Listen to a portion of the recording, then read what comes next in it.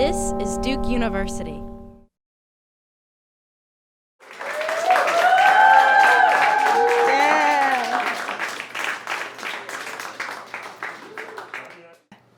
State champion. It has an unbelievable ring to it. After 4 years of hard work and perseverance, I can finally call myself the Rhode Island state champion in long jump. With college right around the corner, I have universities knocking at my back door, offering me 4-year full rides. It's a really exciting time. I'm not sure exactly where I'm going to end up, but I know wherever I do, it's going to be an amazing choice for me. Flashback 10 years. My dad's getting sick in the bathroom. I'm 8 years old. This is his 3rd time undergoing chemotherapy. I want to help him, but I don't know how. It's hard to see my dad so vulnerable when the dad's supposed to be the man and the supporter of the house. But he still wakes up every day and fights for his life. So now, Division I collegiate sports, as far as track goes, it's the least funded. So that's why when the Blue Devils offered me a scholarship, not for my first 2 years, but for my last 2 years, offered me a full ride, I couldn't give up such an opportunity. Duke University, being one of the most prestigious institutions in the country, has not only students excelling in the classroom, but also on the field, and in my case, on the track.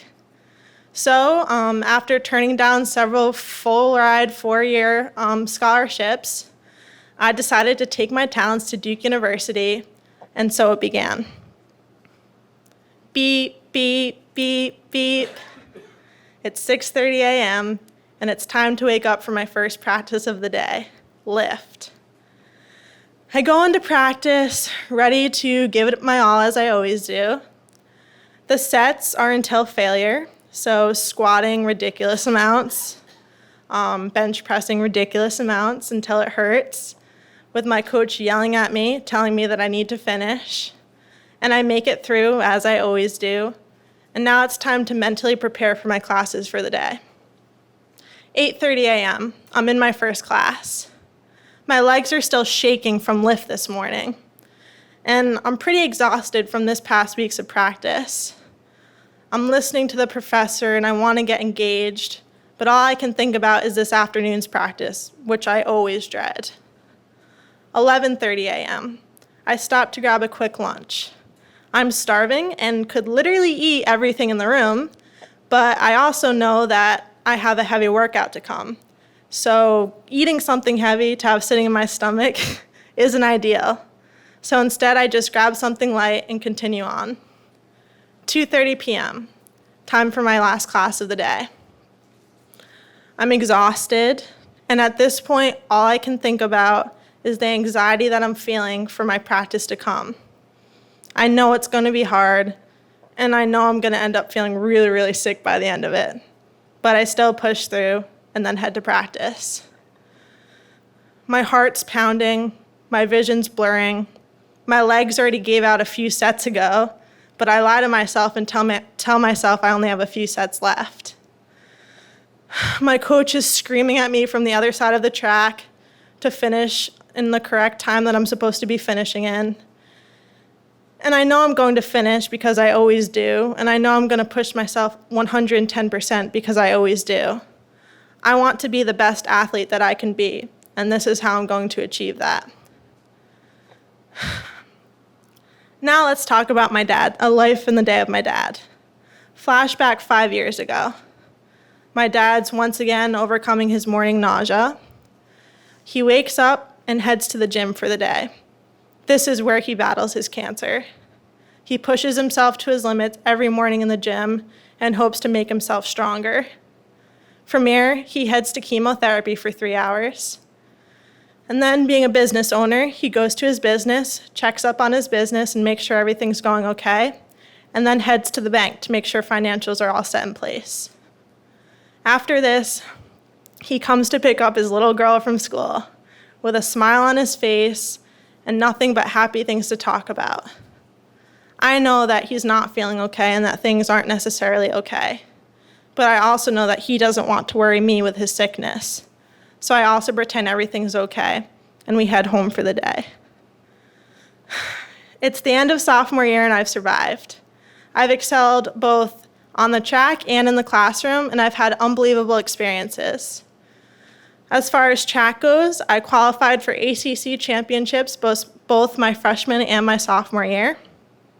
I am the 5th best long jumper in Duke school history. I also placed at numerous meets and had a very successful career thus far.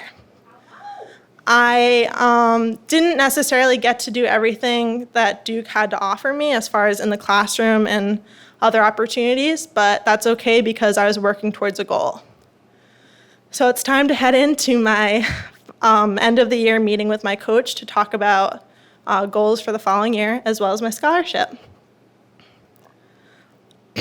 So the past few years, as I've gotten older and as I've matured, I've thought a lot about how my dad's been able to handle his sickness. I mean, he's been battling cancer for a decade now. It's come back 6 times.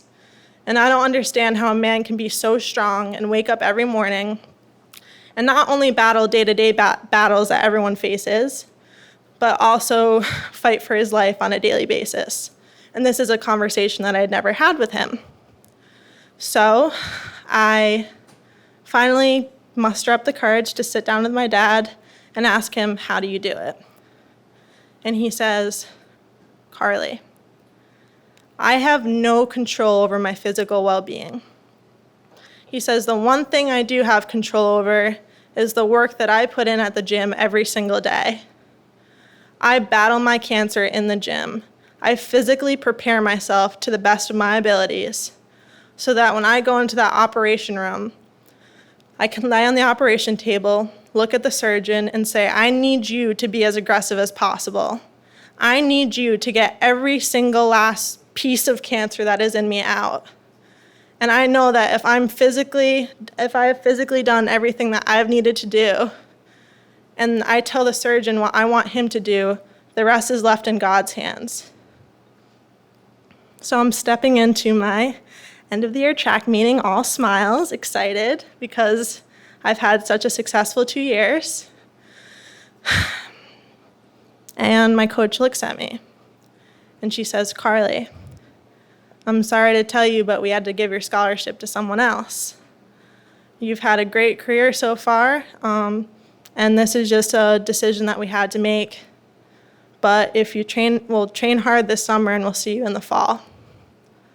The word struck me like a brick. 2 years of going to practice every day and pushing myself to the physical limit of the exhaustion, of the triumphs and failures, of growing with my coach, of her working with me every day. And for her to sit there and tell me that she's not giving me the scholarship money that she promised me, I just felt so betrayed and so low. And I felt so speechless. So now here I am. I'm still on the track team as of right now. I'm not sure if I will be on the track team a few weeks from now. Duke has so many opportunities to offer me, and the drain that track has on me every day, and I'm not sure if that's something that I want to continue with.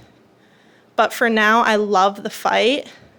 For now, I'm going to continue to train my body and prepare my body the best that I can every day for what the future has to hold. If my dad can fight for his life every single day, so can I. My dad has made me a fighter. You can push me down, you can push my dad down, but we'll always stand back up. I will persevere.